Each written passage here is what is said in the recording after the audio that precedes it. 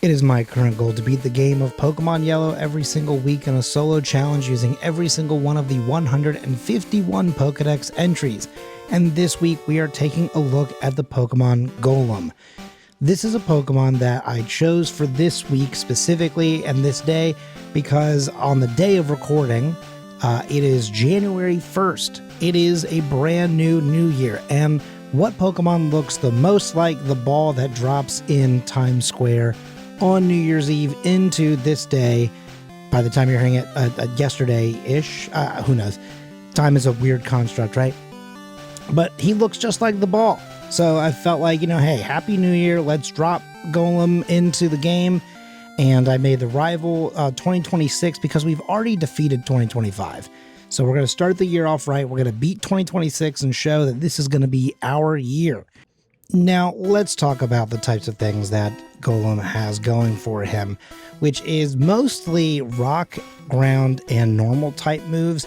There are a few other things that you're going to see, like he can learn Fire Blast. I don't really think it's necessary. I also don't think any of the fighting type moves are really going to be necessary. They're not very good in this generation specifically, and especially the ones that he has access to. So I feel like the main focus here today is really going to be some tried and true moves, like Body Slam is going to make it onto the cut and it's going to be there for the rest of the game. Then we're going to get Rock Throw, but it's so inaccurate. And eventually we'll be able to get Rock Slide, which will be A, more powerful, and B, more accurate. So, sign me up. I'll take that move for sure. And then we'll obviously have Dig and Earthquake at our disposal for a lot of the other things. And between those three moves, that'll really be all that we need to get through pretty much every team. There's going to be a couple Pokemon that are going to be a struggle, right? We're a rock ground type. So some of the Pokemon that we are weak to, we are like really weak to.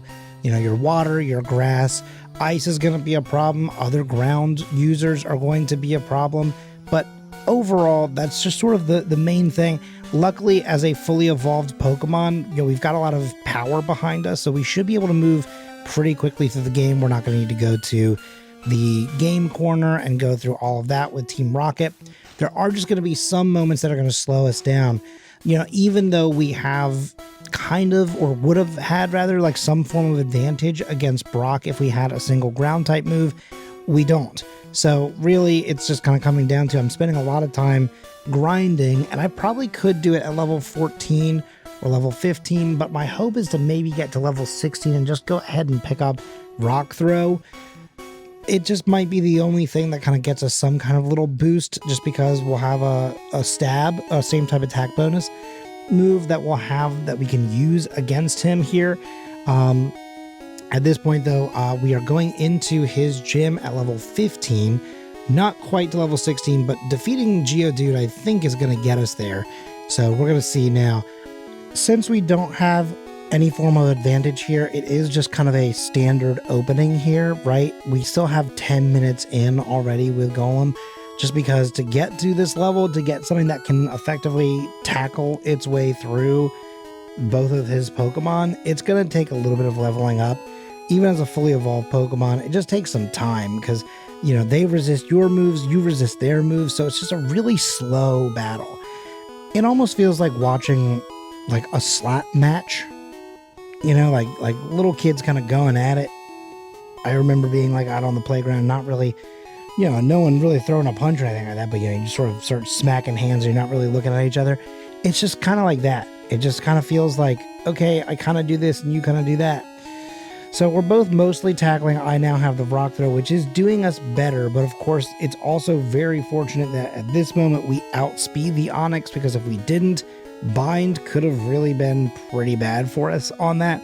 Luckily, we eventually get through. He doesn't even really go for Bind, which I actually feel like he could have done and slowed us down maybe even more.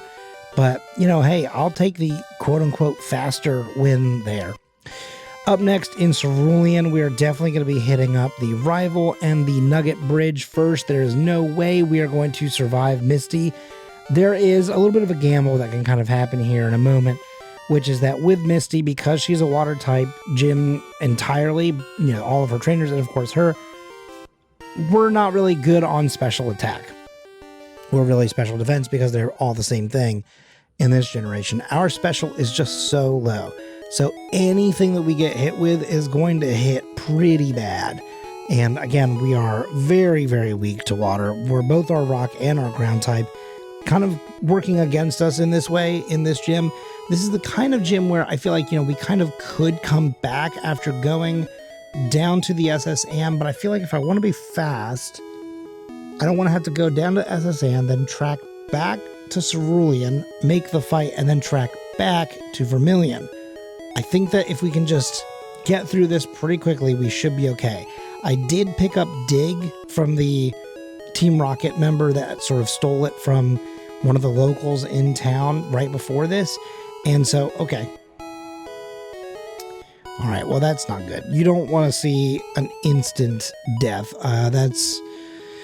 Okay, maybe it was just a high damage roll. We're going to try one more time.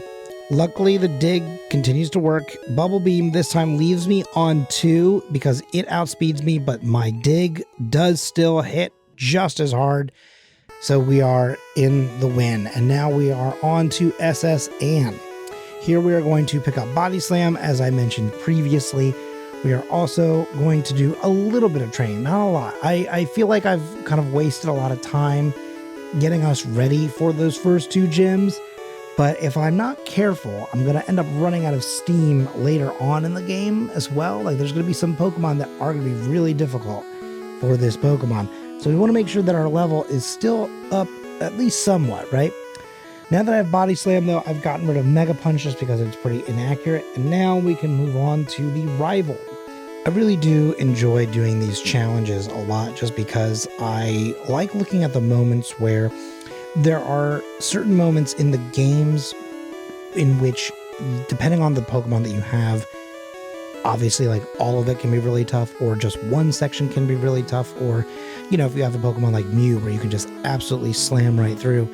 It's fun when you have the moments where you just sort of look at the rival and it just sort of feels like almost any other battle. It's just, business as usual. And speaking of business as usual, it's going to be basically the exact same thing here.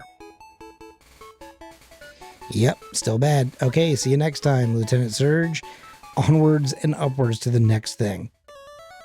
Now, this is where I make my first, we'll call it fatal mistake, maybe. I don't know if it's fatal, but it certainly would be if I was doing all of this on a timer. If I was really speedrunning, this would be a big problem for me, which is that I came into Erica's gym certainly not ready. So I leave and I come back eventually. But first we're going to go up against the rival again, this time in the Pokemon Tower over in Lavender Town. Yeah, I think that we probably should have known that Erica was going to be too much. I didn't have anything that was really helpful for Tangela. I obviously have an answer for the next 2 Pokemon, but Tangela is the only pure grass type Pokemon in this game, and as I mentioned earlier, I'm very weak to it. So yeah, we need to make some choices and some changes, and one of the main things we have to do is we have to get some levels. I was getting a little concerned about my time, so I skipped a little bit of my usual training here in Silphco. I feel like I probably could have fought at least a couple more guys. I probably could have gotten myself to level 44 before starting the rival fight. And if anything, it's because I'm starting to look at this team, and now Rival 5, this is probably the largest shift that he makes in terms of kind of competency. This is the first time where he actually becomes a challenge, I would argue. And here, as you can see, it is pretty much proven by the fact that I barely scraped by with 19 health points. But scraping by is still making by. So we'll take that W. We make that pathway up to Giovanni in just a moment here because, of course, we have to stop to fight the Rocket Trio for the last time, but they're nothing. They are meaningless in Golem's, approach towards New Year's Eve or whatever we're kind of giving the narrative of today's run. This ball keeps on rolling, and a rolling Golem grows no moss. Something like that, or whatever, Aristotle said. So up next is Giovanni, quote unquote, for the first time. Typically, if you're a weaker Pokemon, you might have to go all the way through the game corner and fight him before, but this is now our first time actually fighting him, at least with this Pokemon. And that Nidoqueen just barely lives. just barely survives. That's such a disappointment. Would have loved to have seen that one be a one hit, but doesn't matter. It's not like they had much of an answer for me even, so I guess that's kind of, it is what it is. Now we are making our way down to Fuchsia City. We actually also probably could have done this before Silphco as well. Who knows? But either way, you know, it's going to be kind of the situation that we see frequently at Erica's gym, which is usually at Erica's gym, I just go through and I do either like a montage or a supercut of me going through this gym and just absolutely methodically defeating everybody in it. And that's what we get today for this gym. There's a lot of problems sometimes here. There's a lot of healing that needs to happen with most Pokemon, but today we have someone who just has all the right answers. While it might not be super effective against most of the Pokemon here, it hits strong enough to one, maybe two shot every single Pokemon. Like this Hypno survives, but it's not a challenge to then take him out. We've still got mostly all of our health. I'm going to have to use a super potion there, and I'm going to have to use a PP up for the earthquake, but at this point, it's looking good. He's got 4 Pokemon. All 4 of them are weak to the earthquake move here because they are part poison. They are also all bug, but that doesn't matter either. I could have also effectively used Rock Slide. The only reason why I chose earthquake over the Rock Slide is simply because it has a 100% hit rate. In Generation 1, there is sometimes a thing called the Gen 1 miss, but it's not really relevant today because we don't get that, and so we still go through, and that is another victory. That is the 5th badge, technically the 4th of this run, and we're still at under an hour, so it's looking okay. And now that we have done that, I am finally feeling like I am ready to go back to Erica's gym. I think that I could actually probably do Sabrina before this one if I really needed to, but we're gonna go for it. Now, the Vine Whip has a critical hit, which I think does matter. I think seeing how much damage it does on the second one, even with just one setup, kind of proves that I actually could have survived a couple more. I just needed the one setup, though, to get through the Tangela, and then I was fine with the Earthquakes for the next 2, and therefore we now have our 4th/5th badge, and we are on to Sabrina for the 6th one. Now, with Sabrina, one of the big problems here is just the fact that she's got a lot of special going on, but they are all glass cannons. They are all very weak to my moves. They do outspeed me, but luckily there are no debuffs here for accuracy or anything like that, so we get all 3 of our hits off, and that is 3 kills. Up next is Blaine. I never show Cinnabar Island just because it's really rough on the eyes at the 4 times speed that the game happens in. So I always just go immediately to the fight, and I think it's probably earned at the very least today just because we're looking at 3 Pokemon that are one and done. Earthquake is super effective against them. So that is a 7th badge, and that is now a boost to my special as well, which is quite nice. It's not huge, but it's enough that gets me into triple digits first and foremost, and also it just keeps me from getting hurt real bad by some of these other Pokemon.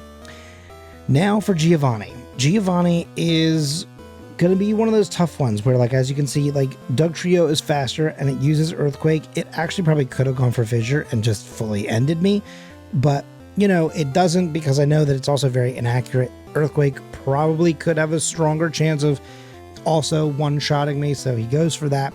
I then finally get to the Persian and I can set up a few times just to make sure that I'm, you know, a little bit boosted in my defense, because now at this point if they try and use a move like Earthquake on me, it shouldn't do nearly as much damage as it did earlier. It also helps boost some of my stuff up, even though I did also level up, so it kind of becomes a little bit moot on my attack power. But either way, it is enough to get through all 5 of his team. The Rhydon didn't even stand a chance. Bada bing, bada boom. Up next, we are on to the rival. This is the last time that we have the rival fight before the champion. So this is sort of the last inkling of, okay, this is basically what his team is going to be. Just know that 2 of these Pokemon will still evolve between here and there. So first up, we have Sandslash. He does not have Earthquake yet, so I do have an opportunity to set up against him here. I will in the future have to set up at a different point in time. Right now, this is just sort of where I can, and it makes sense to. It helps me get through the Execute pretty quickly, then the Ninetales, and then the Cloyster we can one-shot, which is beautiful. Cloyster's probably the most dangerous thing to me on this team right now. Then Kadabra also goes down to 1. Pin Missile from Jolteon misses, and so Golem gets to move on to Victory Road, which means that we are going to also eventually, in just a moment here, pop out on the other side at the Indigo Plateau. As always, one of the first things that I have to do is I have to go inside and I have to drop off all of my extra Pokemon, all of my H employees. Thank you so much for all your hard work. However, you don't see battles, so therefore you will not see the final battles and you will not see the Hall of Fame. I feel kind of bad for that a little bit, but also it just helps with knowing when to reset faster, you know?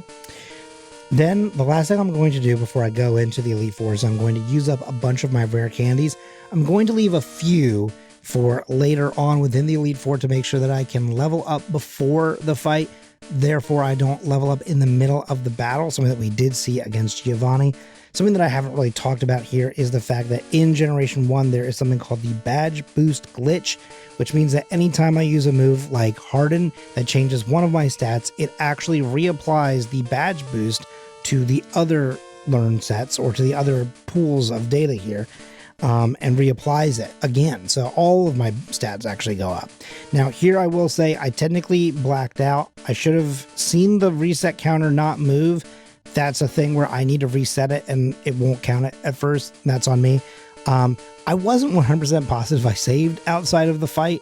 So I wasn't sure when the last time I had saved was. So I had to take the blackout there.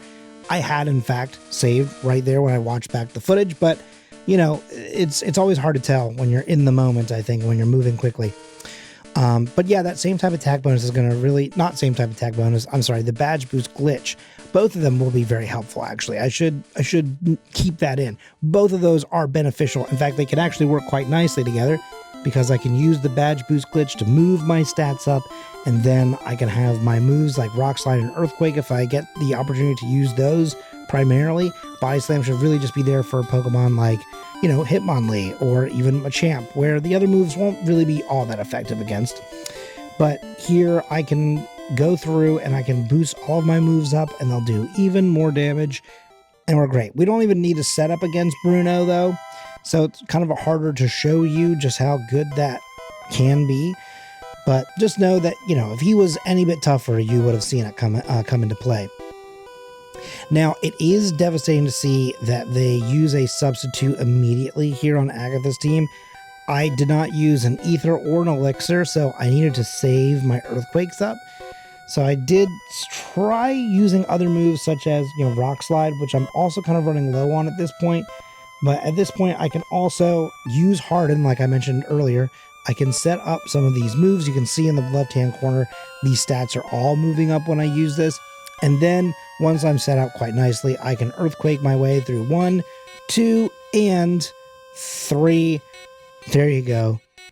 That is Agatha. Frequently a wall for a lot of other Pokemon, but if you have access to Psychic or if you have access to Earthquake or Dig, it's pretty much one and done.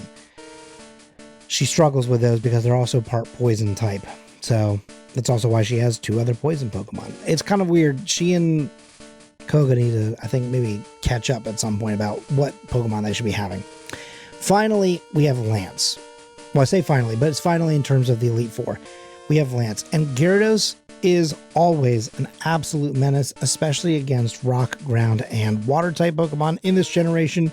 However, if we attack first like we did, we get to use Rock Slide, and Rock Slide instantly takes him out. Then with a little bit of setup, and by a little bit I mean using 6 times, but we set up ourselves for a clean sweep against the rest of the team. Barely any damage taken, and now I can use my final 2 rare candies to get us up to level 72, heal up, use some elixirs, everything like that, make sure that all of our moves are good to go. And now we take on the champion. This one is obviously tougher. We have quite a few Pokemon that have a real problem for Golem, and because I can't really gain like energy back, there is rest, but there's not really a great place, in my opinion, in which to use rest where you also then kind of get to, you know, reap the benefit of it, right? Rest is a move that if I were to have it on my move pool here, it would let me go to sleep for 2 turns. However, I would also take damage for those 2 turns. So most of the Pokemon that I'm nervous about, Sandslash, I guess kind of Execute. Execute doesn't really have great moves in this situation. But then also, of course, Cloyster and honestly even Alakazam. Just because our special is good, but it's not amazing. So if he continues to use things like Psychic or anything like that, it can kind of rinse through me pretty quickly. Now, here's where I'm going to notice eventually that my background definitely was broken, because now it shows that Sandslash has passed out, and he most certainly has not. So we're going to have to fix that. Also, my resets are not adding up. There it is. It's now at 5. I think it's technically supposed to be at 6. I think there is one other one that did not count. I think the blackout earlier did not count, because it should be now 6 faults. But, you know, hey, listen, we're doing our best here. Sometimes you just gotta go with the punches and hope that it all makes sense. Okay, unfortunately, that setup was not ideal. We did not come out on the other side of that in a strong way. I do have full faith in this boulder. I was really hoping to get a time that was under 120 in this day. And, you know, considering at this point I'm at 126, I feel like I'm close. I'm not really 100% certain on where I could drop some extra time, but I think a lot of it just kind of comes down to confidence, knowing your pathing, maybe just a little bit of luck, honestly, in getting through some of these things that I sometimes like kind of lost at, you know, or who knows, maybe it is proper to just go down to SS Anne, go through all that, then go back to Cerulean, and then back to, who knows. There's a lot of things that we can explore, but that'll be in the future. For now, the main focus is we just have to get through this final battle. I do think that the best possible place to set up at this point is Exeggutor, just because I can really kind of survive most of his moves. The worst thing that he could do is use Leech Seed and then use Hypnosis and put me to sleep, and I take forever to wake up. Mirage doesn't really do anything at all, and he's not really going to go for Stomp, which is kind of interesting, but I guess that kind of doesn't really matter. The main thing here is just really getting through everyone else, and I took a real gamble on trying to set up a little bit during Alakazam. I think part of the main thing is that even though I could hit him pretty hard, I had no real resistance against moves like Psychic. Psy-Wave, I was kind of coming out on the other side of it pretty well just because of the randomness to that move, but I needed to be full well set up before I got to Cloyster especially. Ninetales is fine, but this is where things could have gone really wrong because I was only at 14 hit points, but Pin Missile misses, and so therefore we have rung in 2026 in style. An hour 27:55. I think I can for sure get at least 5 minutes of that knocked off. I would love to see this come in at 120, maybe 115 in the future. But for now, that's Golem. He's done the thing. I didn't need to trade, didn't need to have a cable this time around. I was able to just have him, which is nice. I feel like I rarely got to play with him as a kid. I was kind of not necessarily known for this, but like I knew within my heart of heart, like I knew myself that I was frequently resetting these games and just sort of, you know, trying new things. And that's kind of what I'm doing here with this channel too. You know, I feel like that's kind of a fun little full circle thing. I'm also trying to make it to 500 subscribers on this channel, so if you've made it this far and you've enjoyed the content, please consider giving it a like and a subscribe. Of course, also give me a comment about how you celebrated your New Year's and your plans for 2026. I love hearing from everyone about you know, their lives, what they've got going on, and I appreciate that people want to hear about what's going on for me. Okay, that's it. Be kind to yourself, be excellent to one another, and I will see you next week for another solo challenge in Pokemon Yellow.